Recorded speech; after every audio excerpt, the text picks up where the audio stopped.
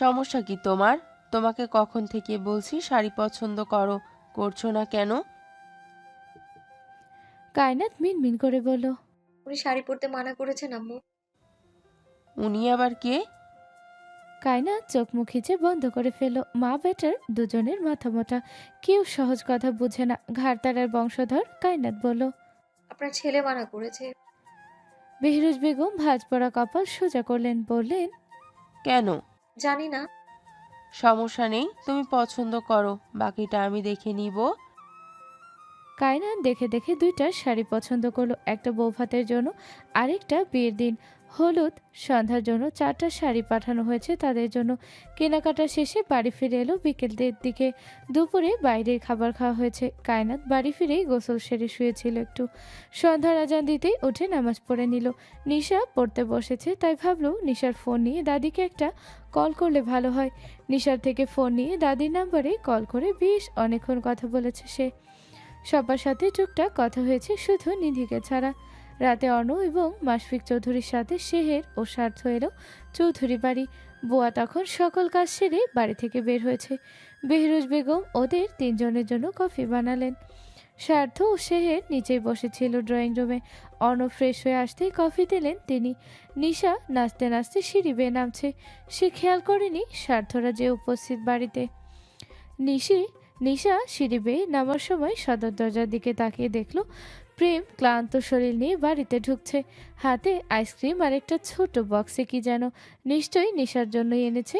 সে দৌড়ে ভাইয়া বলে এগিয়ে এলো প্রেমের নিকট। প্রেম নিশার চিৎকার শুনেই দাঁড়িয়ে গেছে।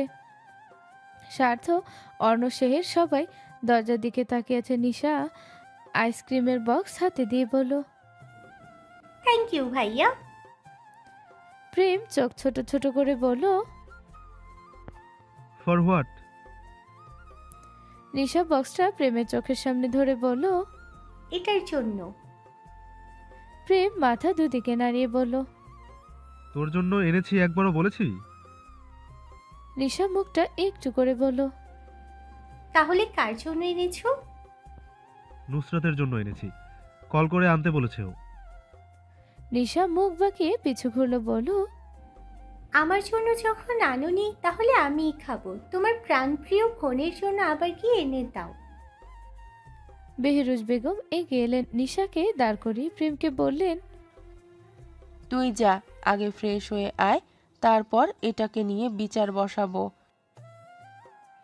প্রেম হেলে দুলে উপরে উঠে গেল। নিশা ভীত চোখে বেহরুজ বেগমকে দেখে বলল। মা প্লিজ, তোমার ছেলের থাপড়ে আমার দাঁতই ভেঙে ফেলবে এবার।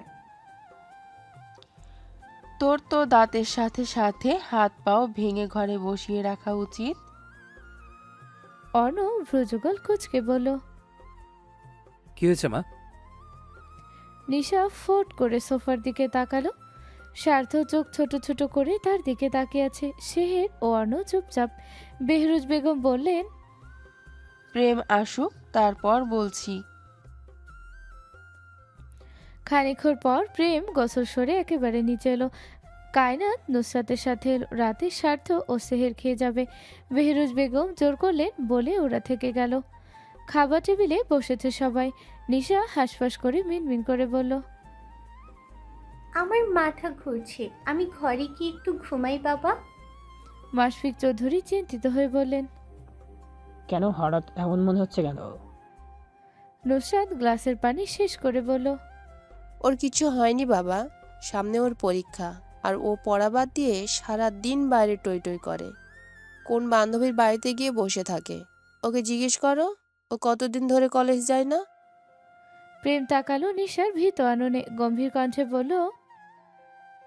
নুসরাত কি বলছে নিশু? অর্ণ বলল। ওকে কলেজ ব্যতীত বাইরে যাওয়ার পারমিশন কে দিয়েছে? নিশা শুকনো ঢোক গেল। ভীত চোখে বাবার দিকে তাকাতে মাশফিক চৌধুরী হালকা কেসে বললেন। থামো তোমরা, এটাই তো বয়স, একটু ঘুরবে ফিরবে। সামনে ওর পরীক্ষা, ভুলে গেলে চলবে? প্রেম বলল।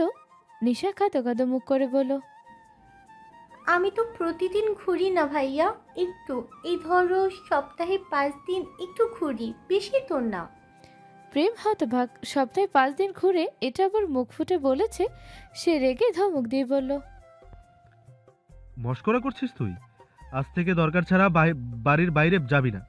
কলেজ থেকে বাড়ি, বাড়ি থেকে কলেজ, মনে থাকবে? আর তোর টিচার আমি বাড়িতেই ঠিক করে দেব, বাইরে যাওয়ার কোনো দরকার নেই। নিশা করুণ দৃষ্টি মিললে বলো, প্লিজ ভাইয়া, কোচিং বন্ধ করতে বলুন না।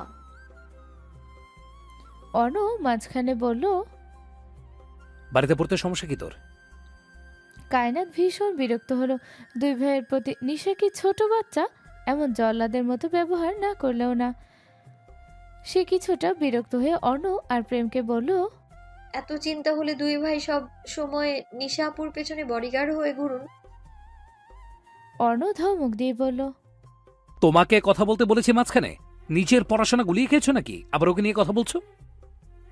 কায়নাত দাঁত চেপে বলল, আমি এসএসসি এক্সাম দিয়েছি, কয়েকদিন আগেই রেজাল্ট বের হয়েছে। অর্ণ হতভম্ব হয়ে মাশফিক চৌধুরীর দিকে তাকালো। এসএসসি এক্সাম দিয়েছে মানে? সে মাশফিক চৌধুরীর দিকে তাকিয়ে বলল, এসএসসি এক্সাম দিয়েছে মানে কি বাবা? মাশফিক চৌধুরী স্বাভাবিক কণ্ঠে বললেন, হ্যাঁ, কয়েকদিন পর কলেজে ভর্তি হবে। আর ইউ ম্যাড বাবা? কোন বিবেকে তুমি এই মেয়ের সাথে আমাকে বিয়ে দিয়েছো? সমস্যা কোথায়? পৃথিবীতে কি তোমাদের মতো আরো কোনো কাপল নেই? অর্ণ বেহরুজ বেগমের দিকে তাকালো। কায়নাত যে এসএসসি দিয়েছে, রেজাল্টও বের হয়েছে, এসব কোনো কিছুই সে জানতো না। এমনকি কায়নাতের পুরো নামটাও সে জানে না। খাবার না খেয়ে সে হন হন করে চলে গেল উপরে। নিশা আর চোখে স্বার্থের দিকে তাকালো। স্বার্থ শান্ত চোখে তার দিকে তাকিয়ে আছে। কায়নাতের গলায় খাবার আটকে আছে, গিলতেও পারছে না আবার ফেলতেও পারছে না। বিয়েটা যে কেন হলো?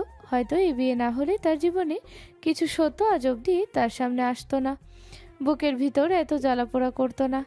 মাঝে মধ্যে মনে হয় যদি কেউ গলা চেপে ধরতো তাহলে সব থেকে বেশি ভালো হতো। এত এত মানুষের গলার কাটা হওয়ার থেকে নিজের গলায় কাটা আটকে শেষ পর্যন্ত নিঃশ্বাস ফেলা ঢের ভালো। রাত 11টার দিকে স্বার্থ ও সেহের অর্ণর সাথে কিছু ইম্পর্টেন্ট বিষয় নিয়ে বেশ কিছুক্ষণ কথা বলে বাড়ি থেকে বেরিয়ে যায়। নিশা নিজের ঘরে বেলকনিতে দাঁড়িয়ে আছে স্বার্থকে দেখার জন্য। লোকটা নিশ্চয়ই ফিরে তাকাবে। নিশার বারান্দার দিকে স্বার্থ ও সেহের বের হয়েছে বাইক নিয়ে। সিএফ মোটো 250 সিএলসি বাইক নিয়ে বের হয়েছে তারা মেইন গেট দিয়ে। স্বার্থ বাইক চালাচ্ছে, একবারও তার বারান্দার দিকে ফিরে তাকালো না। নিশা গোমরা মুখ করে দাঁড়িয়ে রইল সেখানে। কত বড় বাটপার লোক, একটা বারের জন্য ফিরে তাকালো না। নিশা রেগে সব জায়গা থেকে স্বার্থকে ব্লক করে রাখলো। যেমন নাম তেমন কাজকর্ম, স্বার্থপর লোক। পরের দিন আর অর্ণ কিংবা মাশফিক চৌধুরী কেউ অফিসে গেলেন না। গায়ে হলুদের জন্য তৈরি হয়ে একেবারে বের হবেন সবাই। অর্ণ নিজের ঘরে ল্যাপটপ নিয়ে বসেছে। কানাডা যাওয়ার জন্য সব কিছু প্রায় রেডি। এই মাস শেষ হতে এখনও 19 দিন বাকি। অর্ণ চাইছে মাসের প্রথমেই চলে যেতে। এই অনাকাঙ্ক্ষিত বিয়ের জন্য আর বিটিতে থাকা হলো না ছুটির দিনগুলো। আবার কবে আসবে তার ঠিক নেই। বিকেলে নিশার ঘরে নুসরাত, নিশা এবং কায়নাত তৈরি হচ্ছে। আদালকে দিয়ে নুসরাত তাজা ফুলের গহনা আনিয়েছে। হলুদ সন্ধ্যার জন্য রানী গোলাপি শাড়ি পাঠিয়েছেন কায়নাত ও নুসরাত বাঙালি নিয়মে শাড়ি পরেছে। নিশা ওর লম্বা চুলগুলো স্ট্রেট করে সেখানে জুঁই ফুলের মাঝে গোলাপ, ত্রসন্ধ্যা এবং বার্লেরিয়া ফুল দিয়ে বানানো গাজরা লাগানো হয়েছে। কানে গলায় হাতে তাজা ফুলের গহনা পরেছে। চোখে চিকন কালো কাজল, মুখে হালকা প্রলেপ, ঠোঁটে হালকা গোলাপি রঙের লিপস্টিক। নিশা কায়নাতকে সাজিয়ে দিয়ে নুসরাতকে বলল, আপু দেখো দেখো কায়নাতকে কেমন লাগছে। নুসরাত নিজের চুলগুলো খোপা করে সেখানে গাজরা লাগাতে লাগাতে বলল, বড় ভাই আর বউকে নাম ধরে ডাকছিস কেন? কায়নাত বলেছে ওকে ভাবি না ডাকতে। নুসরাত ফিরে তাকালো পেছনে পেছনে। ষোড়শী কন্যা কায়নাতকে আজ কিশোরী মোটেও লাগছে না। নতুন রূপে নতুন যুবতী অপরূপা লাগছে। নুসরাত মাশাল্লাহ বলে বলল, আজ নিশ্চিত ভাইয়া তোমাকে দেখে পাগল হয়ে যাবে। কায়নাত খানিকটা লজ্জা পেল।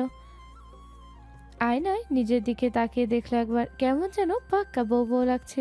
শুকনো ঢোক গেল সে। অর্ণ যে তাকে মানা করেছিল শাড়ি পরতে, না জানি আজ লোকটা কি বলবে। সবার সামনে বকাবকি না করলেই হলো। মাশফিক চৌধুরী 4 ছেলেকে নিয়ে ওয়েট করছেন নিচে। না বউ না মেয়ে আর না ছেলের বউ, কারোর কোনো খবর নেই। মেয়ে মানুষের এই জ্বালা, জীবনেও টাইম মেনটেন করে চলবে না। বেহরুজ বেগম শাড়ি পরেছেন রানী গোলাপি রঙের, কিন্তু তিনি নিজে কিনে এনেছেন মার্কেট থেকে। বাচ্চারা যে শাড়ি পরেছে ওই শাড়ি তিনি পরেন না।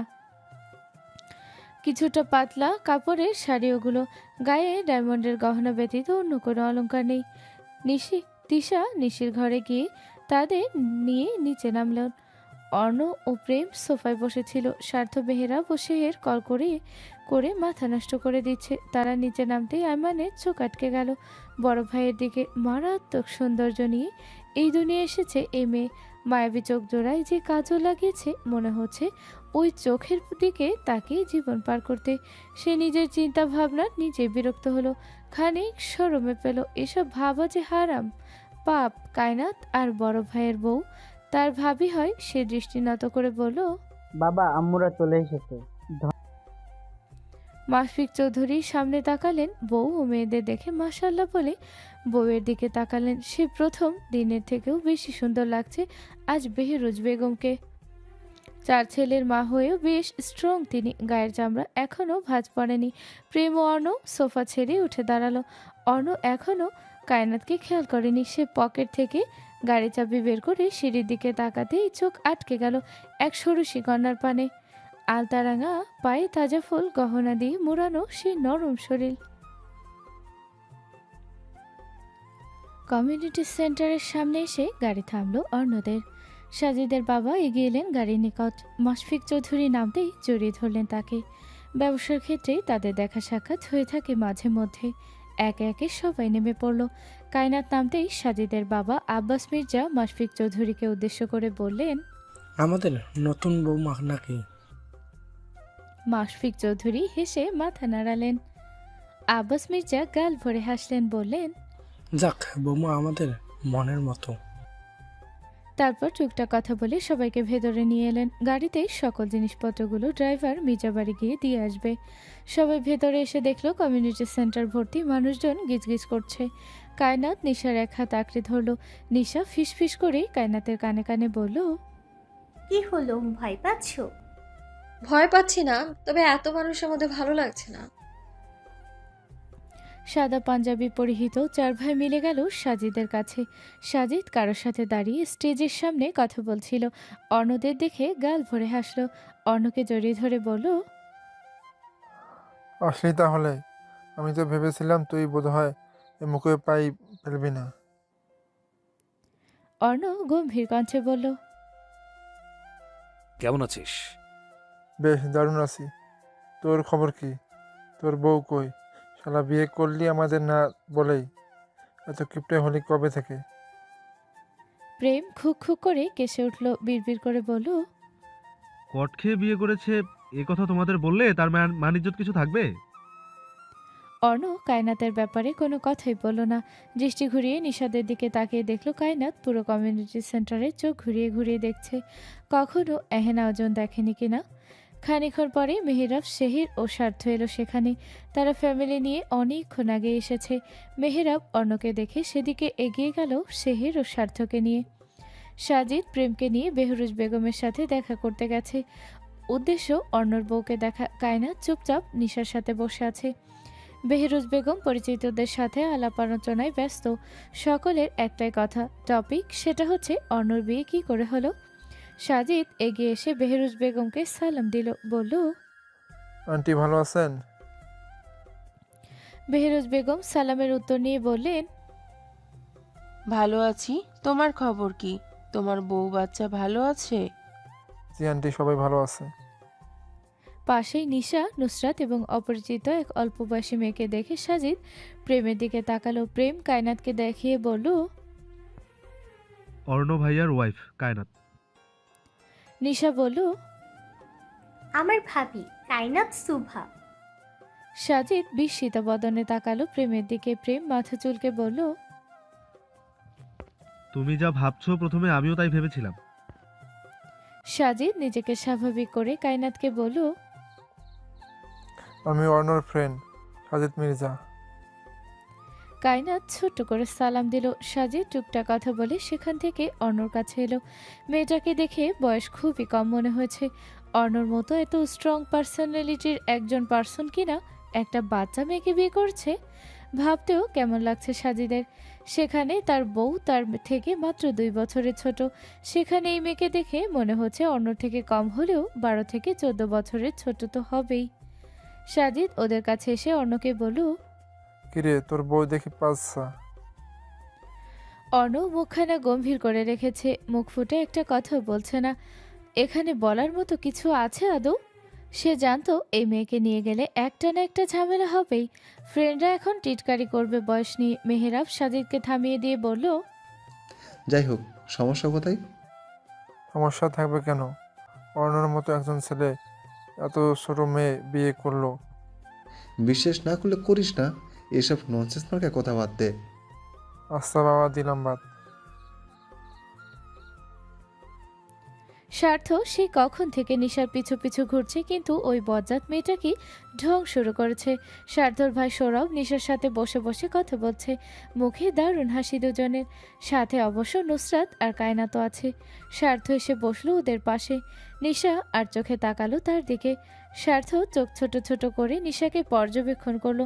মেয়েটা শাড়ি পরে ফুলের গহনা জড়িয়েছে গায়ে, মুখে মেকআপ করেছে পারফেক্টভাবে, চোখে চিকন করে কাজল লাগানো। সে ফোঁস করে নিঃশ্বাস ফেলে সৌরভকে চোখ রাঙিয়ে ঠোঁটে মেকি হাসি টেনে বলল, কি এমন কথা হয়েছে যে মুখ থেকে হাসি সরছেই না?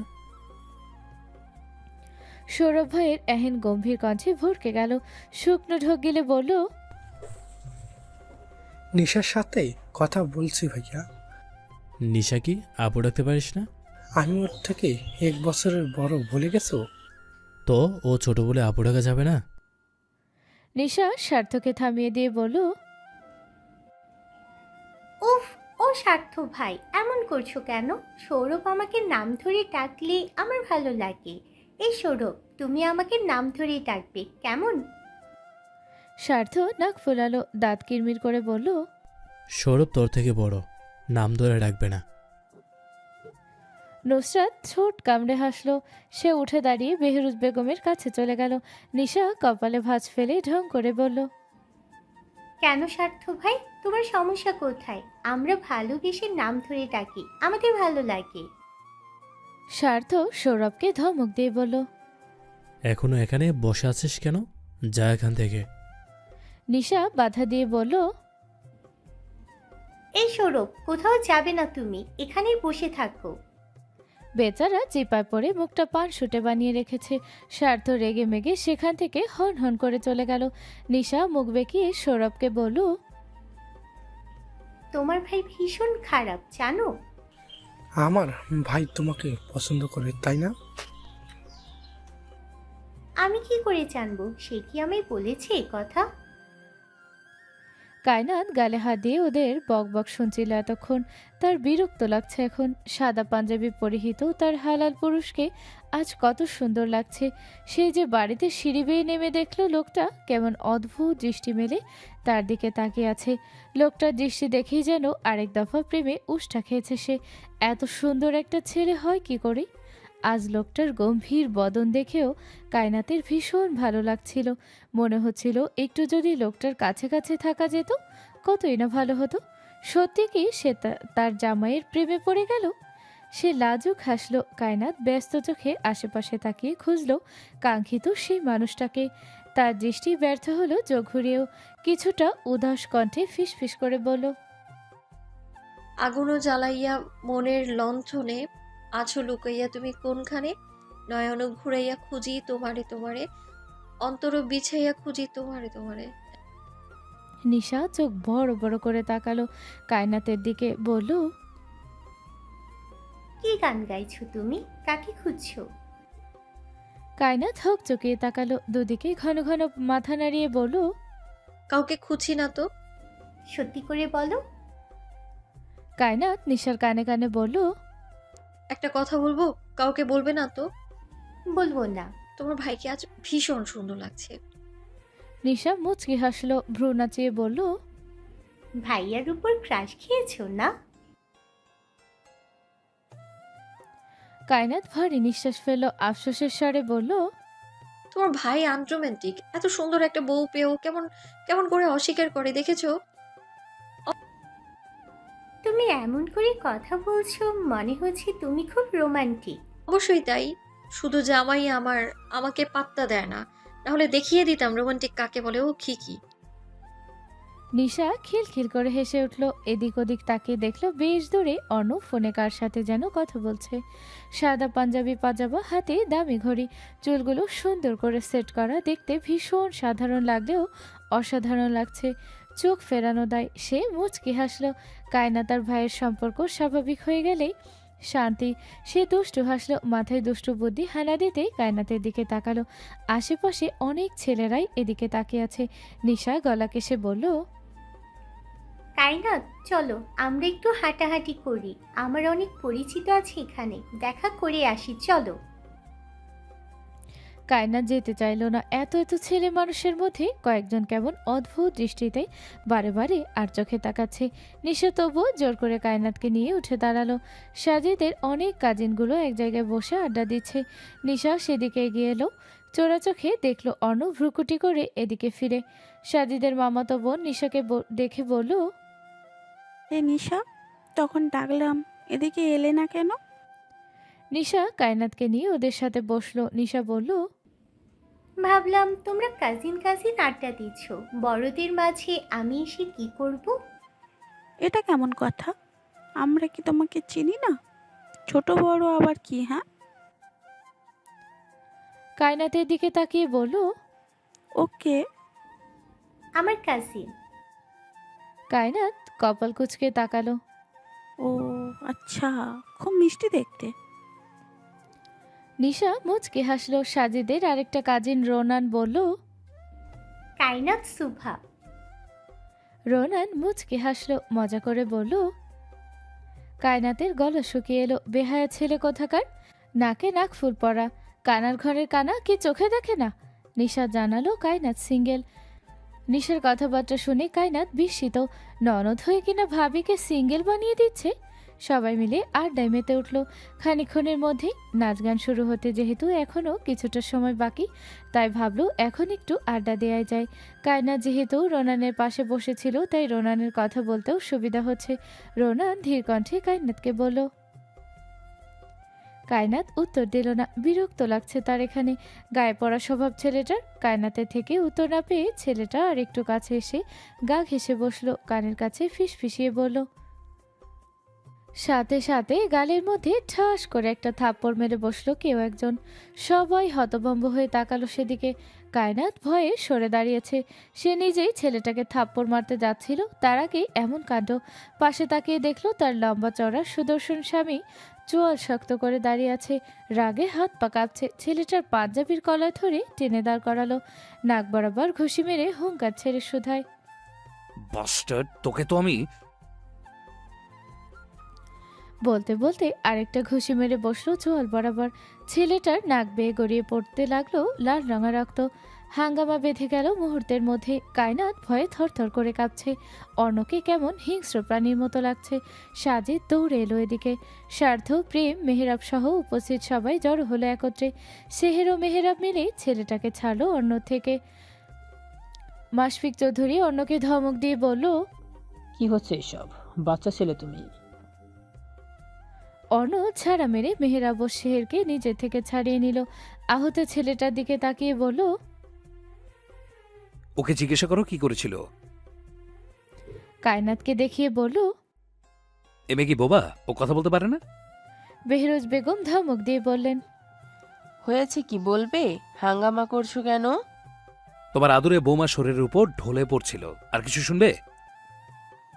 সবাই কায়নাতের দিকে তাকালো। মেয়েটা ভয়ে স্থির হয়ে দাঁড়াতে পারছে না। নিশা স্বপ্ন ঢোক ভাইকে জেলাস ফিল করাতে গিয়ে হিতে বিপরীত হলো। মারামারি লেগে গেল মুহূর্তেই। সাজিদের বাবা এবং ছেলেটির মা বাবা ক্ষমা চাইলেন ছেলের হয়ে।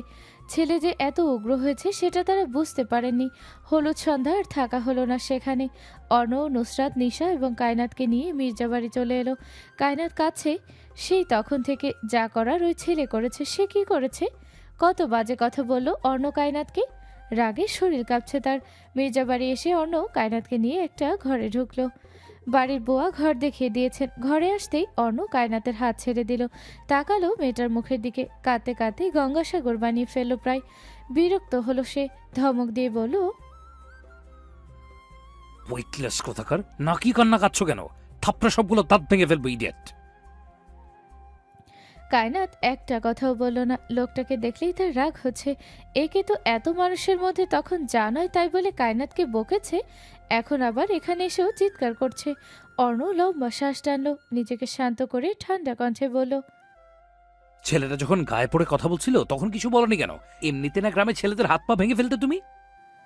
কায়নাত রুষ্ট কণ্ঠে বলল, আমাকে ওই সময়টুকু দিয়েছেন, আমি নিজেই তো ওকে থাপ্পড় মারতে যাচ্ছিলাম। অর্ণ আর কোনো কথা বলল না। মেয়েটার মাথা মোটা, যা বলবে তার উল্টো উত্তর দিয়ে দেয়। বিয়ের দিন দুদিকে কোনো রকম কাটাতেই বাড়ি ফিরল সবাই। এই দুদিন কায়নাত বাড়ি থেকে বাহিরে পা রাখেনি। আজ চৌধুরী বাড়ি ফিরে বেশ ভালো লাগছে। এই দুদিনে মনে হয়েছে কোনো জেলখানায় বন্দি সে।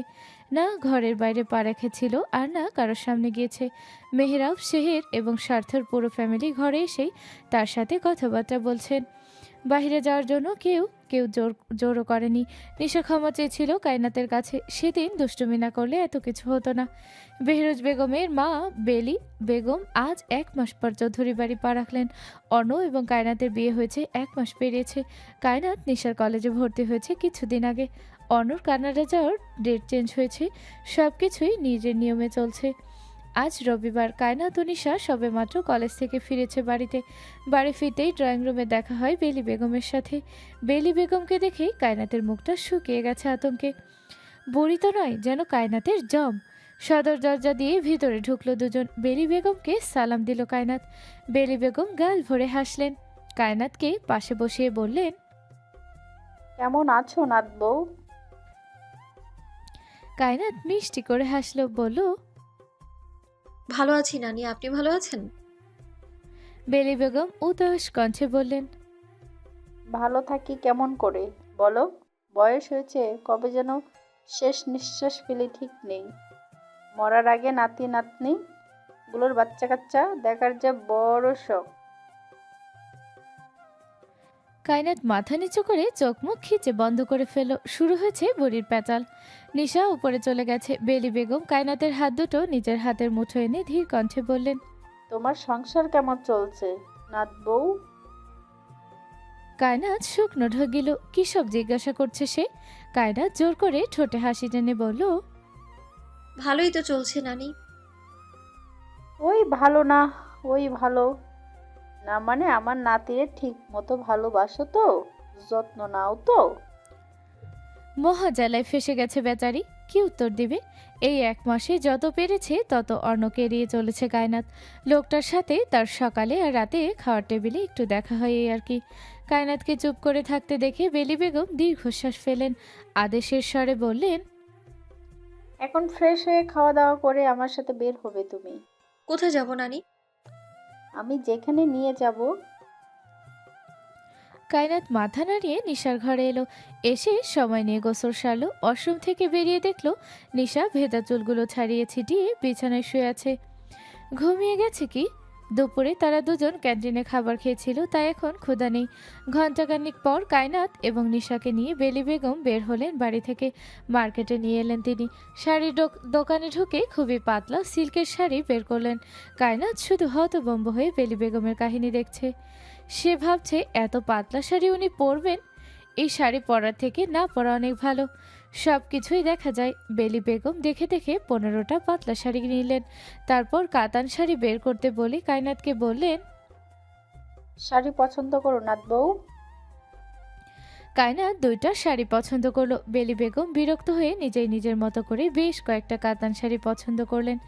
এত এত শাড়ি দিয়ে তিনি কি করবেন? কায়নাত কিছুই বুঝতে পারল না। তবে বুড়িকে তার মোটেও সুবিধার মনে হয় না। কেমন কেমন কথা বলে শুধু। বেলি বেগম আরও কিছু পার্সোনাল জিনিস কিনলেন। বাড়ি ফিরতে ফিরতে রাত হলো তাদের। বেহরুজ বেগম বুয়াকে নিয়ে রান্নাঘরে কাজ করছেন।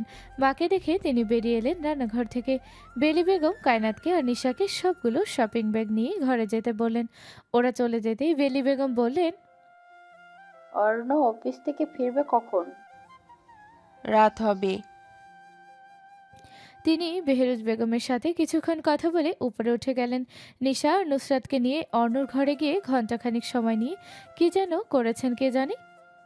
রাত 11টা নাগাদ অর্ণ ফিরল অফিস থেকে এসে ঘরে গিয়ে দেখলো ঘরটা আজ একটু বেশি পরিষ্কার মনে হচ্ছে। গায়ের কোট খুলে সাদা শার্টের উপরে দুটো বোতাম খুলতেই চোখ গেল বিছানার দিকে। কি আজব, কালকেই বিছানা চাদর চেঞ্জ করা হয়েছিল, তাহলে আজ আবার কি চেঞ্জ করেছে? সে কাবার্ড খুলতেই আরেক দফা অবাক হলো কাবার্ড ভর্তি শাড়ি দেখে। এক পাশে তার সব জামা কাপড়, অন্য পাশে বিভিন্ন রঙের শাড়ি।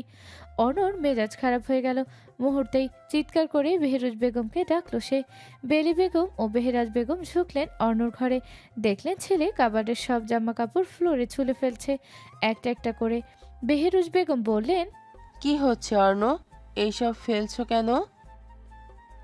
অর্ণ দাঁত চিবিয়ে শুধায়। আমার ঘরে শাড়ি এলো কোথা থেকে? বেলি বেগম বললেন, তোমার বউয়ের জামা কাপড় তোমার ঘরেই থাকবে, তাই না? তার মানে এই কাজ তোমার?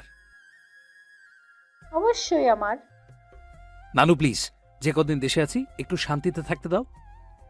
বেলি বেগম গম্ভীর হলেন, মুখে কাঠিন্য বজায় রেখে বললেন, কবুল বলে বিয়ে করেছো, এখনো অস্বীকার করছো?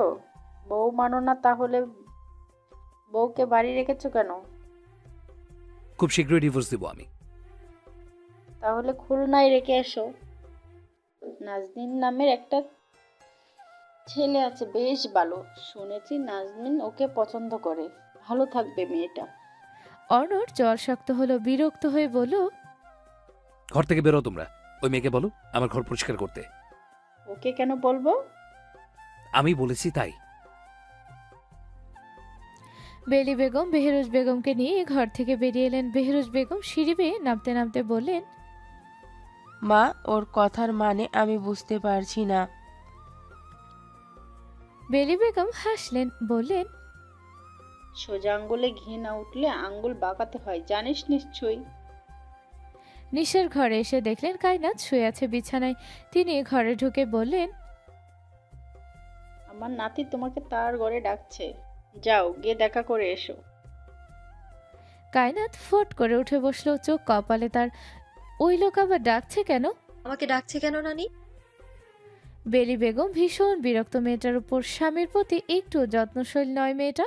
তিনি অসন্তুষ্ট হয়ে বললেন, জামাই ডাকছে, তুমি বিনা বাক্যে সেখানে হাজির হবে, তা না করে তুমি আমাকে প্রশ্ন করছো। কায়নাত মাথা নামালো, বিছানা থেকে নেমে ঘরের বাইরে পা রাখলো। ভীষণ রাগ হচ্ছে বেলি বেগমের উপর। অদ্ভুত কাজ করে যাচ্ছে আসার পর থেকে। কায়নাত অন্যের ঘরের সামনে এলো। দরজা খোলা, সে নক না করে ঘরে প্রবেশ করলো। দেখলো ফ্লোরে জামা কাপড় পরে আছে ছড়িয়ে ছিটিয়ে। ওয়াশরুমের দরজার শব্দ হতেই সেদিকে তাকালো।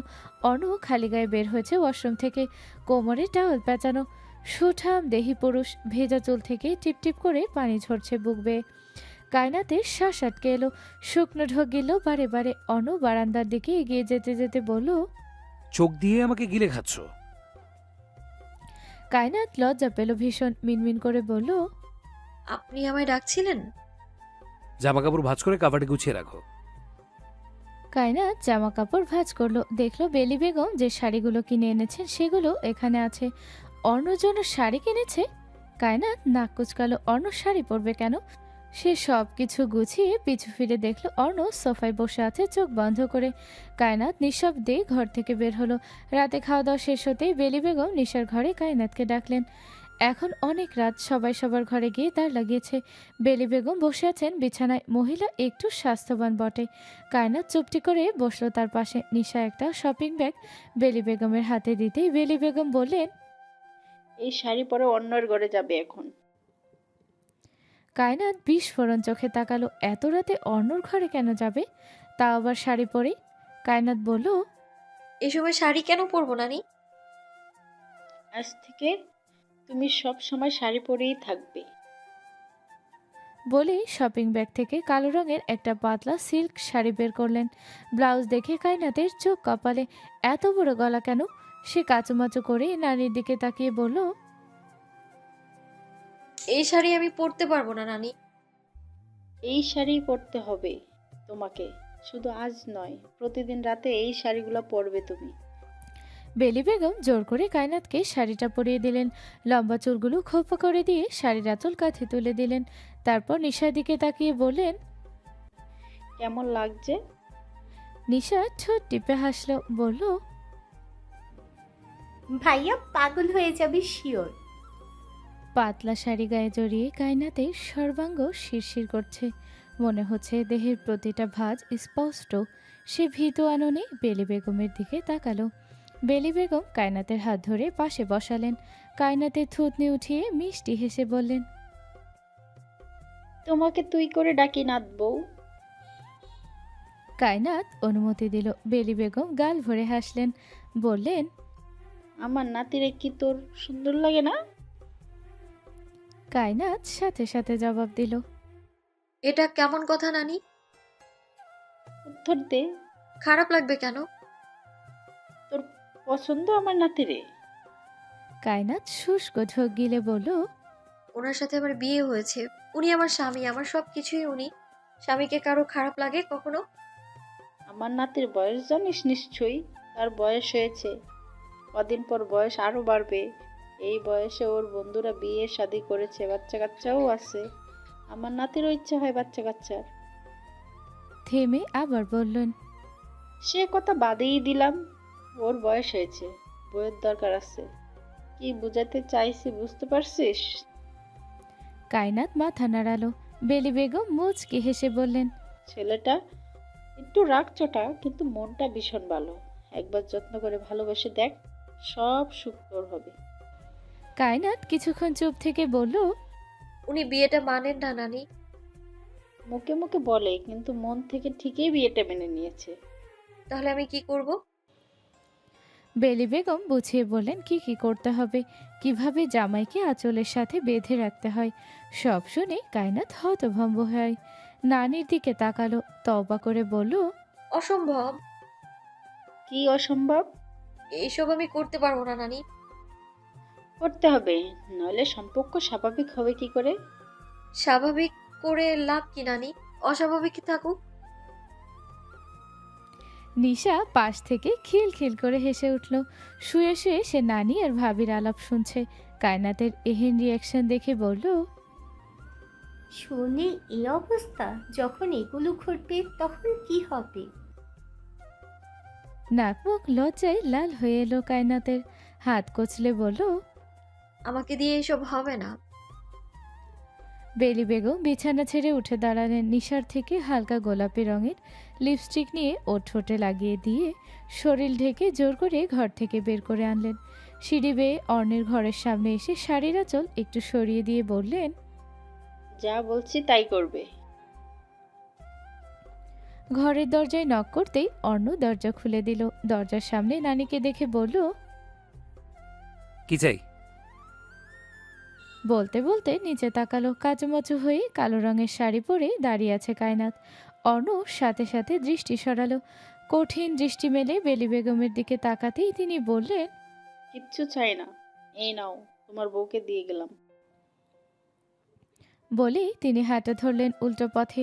অর্ণ দরজা থেকে সরে দাঁড়ালো। ঘরের ভেতর যেতে যেতে বলল, সংসেজে দাঁড়িয়ে আছেন কেন? কায়নাত শাড়ির আঁচল দিয়ে বৃথা চেষ্টা করলো সর্বাঙ্গ ঢাকার। ঘরের ভেতর পা বাড়িয়ে দরজা চাপিয়ে দিল। অর্ণ গম্ভীর কণ্ঠে বলল, লাগিয়ে দাও দরজা। গম গম কণ্ঠস্বর তার। কায়নাত ভরকে গেছে বটে। শুকনো ঢোক-গিলে দরজা লাগিয়ে পিছু ঘুরল। দেখল অর্ণ সোফায় পায়ের উপর পা রেখে ফ্লোরের দিকে তাকিয়ে আছে। কায়নাত গুটি গুটি পায়ে বিছানায় গিয়ে বসলো। আর চোখে অর্ণর দিকে তাকালো। অর্ণ চোখ ছোট ছোট করে বলল, ইমপ্রেস করার চেষ্টা করছো? কায়নাত শুষ্ক ঢোক গিলে বলল, তা কেন করতে যাব? কি পরেছো এটা? শাড়ি। সব বের করে? আপনার চোখের সমস্যা বুঝলেন? আমি তো সব ঢেকেই পড়েছি। আপনার নজর খারাপ, তাই এমন বাজে নজরে দেখছেন আমায়। অর্ণ ঠোঁট কামড়ে দৃষ্টি দৃঢ় করল। আমার নজর পড়লে সব ঝলসে যাবে, বুঝলেন? কায়নাত বুঝল না, বলল, মানে? ছুঁলে যেমন ক্ষত হবে, তেমন নজরেও ঝলসে যাবে সারা সর্বাঙ্গ। কান বন্ধ হয়ে এলো কায়নাতের, মুখের রং পরিবর্তন হলো নিমিষেই। চোখ তুলে আর অন্যদিকে তাকাতে পারল না বেচারি। দাঁতে দাঁত চেপে বলল, খারাপ লোকের খারাপ খারাপ যত সব কথা। মাঝরাতে ঘুম হালকা হয়ে এলো অর্ণর। কিছুক্ষণ আগেই সে শুয়েছিল অফিসের কিছু কাজ করে। কাঁচা ঘুম ভেঙে যাওয়ায় বেশ বিরক্ত হলো সে। মনে হচ্ছে মোটা দড়ি দিয়ে কেউ শক্ত করে বেঁধে রেখেছে। অর্ণ রিমোট দিয়ে ঘরের লাইট অন করলো। পিট পিট করে চোখ খুলে দেখলো এলোমেলো অবস্থায় কায়নাত চাপটে জড়িয়ে ধরে ঘুমাচ্ছে। গোলাপি রাঙা ঠোঁটজোড়া উঁচু হয়ে আছে, মুখখানা একদম অর্ণর মুখোমুখি। শাড়ি খুলে বিছানায় গড়াগড়ি করছে। ব্লাউজের বড় গলা থাকার কারণে বক্ষভাঁজ স্পষ্ট। অর্ণর তন্দ্রা কেটে গেল মুহূর্তেই। শুষ্ক ঢোক গিলে চোখ বন্ধ করলো। অবদ্ধ অনুভূতিগুলো হৃদ মাঝারে হানা দিতেই খানিক পুরুষত্বা কেঁপে উঠল। প্রাপ্তবয়স্ক যুবক সে, এহেন অনুভূতি থেকে পালিয়ে যাওয়া বড্ড কষ্ট। নিজেকে সামলে রাখা বিশ্বযুদ্ধ থেকে কম নয়। অর্ণ চোখ খুলল। কায়নাতের শুষ্ক গোলাপি উষ্ঠে তার পুরুষালী খসখসে হস্ত রেখে স্লাইড করলো কিছুক্ষণ। মনে মনে ভাবল, ঠোঁটে এসব কি লাগিয়েছে। কায়নাত ঘুম ঘুম চোখে চোখ খুলে বিড়বিড় করে বলল, মশা কামড়ায়। অর্ণ ছেড়ে দিল ওকে। কায়নাতকে নিজের থেকে ছাড়িয়ে উঠে বসলো। পাতলা চাদর টেনে ওর শরীরের উপর দিয়ে দীর্ঘশ্বাস ফেলো। এখন আর ঘুম আসবে না। বারান্দায় গিয়ে সিগারেট ধরালো একটা। ভালো লাগছে না কিছু। জীবনটা হঠাৎ করে এলোমেলো হয়ে গেছে। না পারছে সহ্য করতে আর না পারছে কিছু করতে।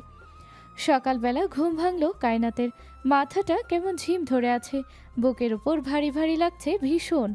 সে চোখ মেলে তাকালো। অর্ণর পুরো ভার তার উপর আষ্টে পিষ্টে জড়িয়ে ধরে ঘুমাচ্ছে লোকটা। গায়ে শাড়ির ছিটে ফোটাও নেই। শ্বাস আটকে এলো তার। কষ্ট করে অর্ণকে সরিয়ে দিয়ে উঠে বসলো সে। বিছানা থেকে নেমে শাড়ি ঠিক করলো প্রথমে। তারপর অর্ণর বদন পানে তাকিয়ে দেখলো গভীর ঘুমে আচ্ছন্ন লোকটা। খারাপ লোক, ঘুমের সুবিধা নেই। কেমন জল্লাদ লোক, ঘুমের মধ্যে জড়িয়ে ধরেছে। জান বেরিয়ে যাচ্ছিল আর একটু হলে। কায়নাত পিটপিট করে পা ফেললো। অর্ণর একদম অতি নিকটে এসে এলোমেলো চুলগুলো একটু হাত বুলিয়ে দিল। অর্ণর হালকা কালচে ঠোঁট দেখে ঠোঁট টিপে হাসলো মেয়েটা। কেমন করে বাবুদের মতো ঘুমিয়ে আছে ঠোঁট ফুলি। কাবার থেকে একটা খয়েরি রঙের কাতান শাড়ি বের করলো সে। ধরিবাদ নানি শাশুড়ির শাড়ি ছাড়া কিছুই কিনে দিল না।